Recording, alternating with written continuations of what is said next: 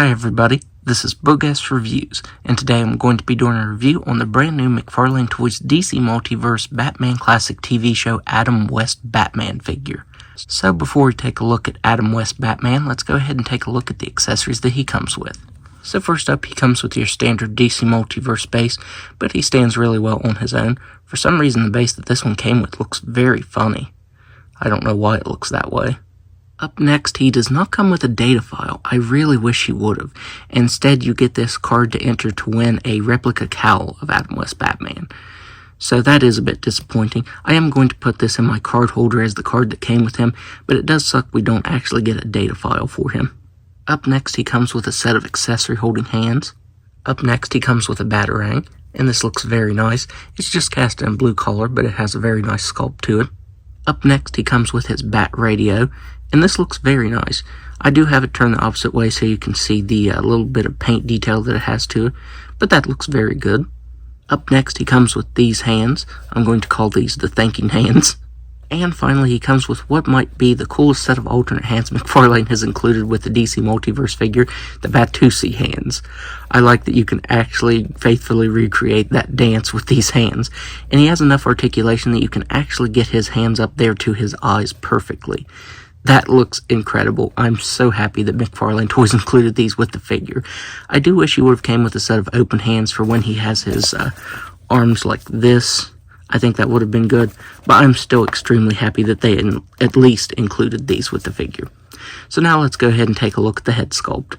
So taking a look at this head sculpt, you can't see a whole lot of the face underneath the cowl, but I think this is actually a really good likeness of Adam West as Batman. I do hope we get an unmasked version at some point in the future in the line. I think that would look really good. I think the paint on the face came out clean for the most part. I do feel like the line right here on the left side of the nose goes a little bit off center right there, but the eyebrows on the mask right there, and just the printed details on the eyes and lips, that looks very nice. McFarlane Toys did a very awesome job on this head sculpt. You also get this real fabric cape with the bendy wire, and I know some people haven't been fond of it being so big, but I actually like it being that big. I have seen some people swapping the Hugo Strange cape in this one because the Hugo Strange cape is a lot shorter. I don't know what I'll do with mine. I kind of like to leave it just like this, because as I said, I know it's not that long in the show, but I do like how long it is. That way I can pose it for pictures and stuff like that. I'm not fond of how it connects to the figure though. For some reason they chose to connect it at the bottom of the neck right here instead of at the bottom of the cowl. And it looks like the cowl is a separate piece down here, this bottom piece. So they could have just slid it underneath there. The way that it interrupts the sculpt right here is just a little bit weird to me. If I do anything to this figure, it might be to see if I can actually tuck this underneath the bottom and maybe sculpt over this and make it seamless. That's really the only big complaint I have with this figure. Not that it takes anything away from it. I still think it's a fantastic figure. It's just weird that they put that right there. As far as I can tell, this is all brand new parts for Batman. You get the Bat logo right here, it's just painted on. The belt looks fantastic. You get the pouches here and the gold right here for the Bat logo. That looks really nice. You get some very nice wrinkles sculpted on the suit. You get the wrinkles right here at the elbows and on the gloves, a little bit here on the trunks. Okay, so it looks to me as if they're reusing the Nightfall Batman's legs. You can see that the wrinkles up here in the thigh are in the same place. There's 3 wrinkles right here and 1 wrinkle right here. The knees are the same. These actually might be different, the lower legs. The lower legs are at least different. So yeah, they do reuse a couple parts. I didn't even realize that. I thought these knee shapes looked familiar to the Nightfall mold, but you really don't notice that. I think that was done very well because I actually thought this was all brand new parts. And then there's the back of the figure. Not much more going on there, but I still think it looks really good. So now let's go ahead and go over his articulation. He has a ball jointed head that can look up all the way. He can look down just a little bit. He can move his head side to side very nicely, but it feels very crunchy. And I forgot to mention, he also has some paint variation there over top of his skin tone. It's a little subtle, but when you have the lights on, you can see it. I did forget to mention that when I was going over the head sculpt.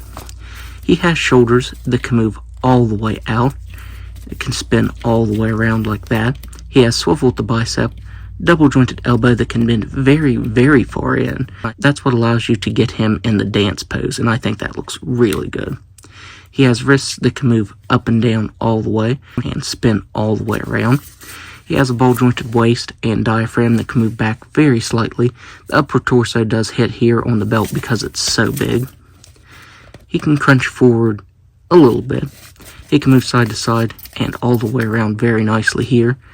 And it almost doesn't feel like he has a ball-jointed waist. I think he actually does have some articulation down in there, but it is completely hindered. He can do a complete split. He can kick forward that far. He can kick back all the way. He has an excellent thigh swivel, double jointed knees, ankles that can move down all the way, up all the way, spin all the way around, and toe articulation that can move up all the way.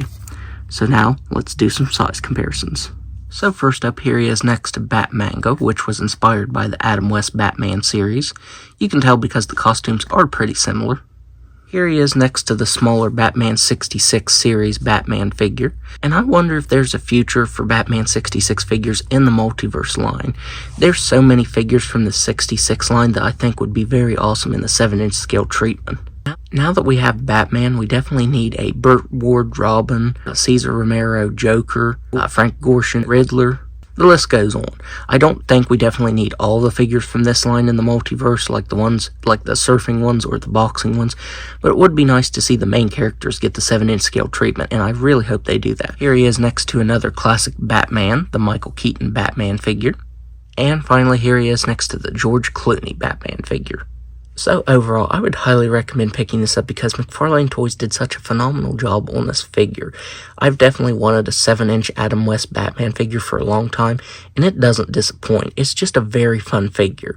The only real complaint I had with it was the weird decision on where to put the cape under the cowl, but other than that, I think it's a phenomenal looking figure. And I think this is going to look really nice with the upcoming Christopher Reeve Superman figure. And maybe we'll also get a Linda Carter Wonder Woman. Having a classic Trinity, that would be very awesome. So that's my review. If you like this review, be sure to hit the like button and subscribe to my channel. Thanks for watching.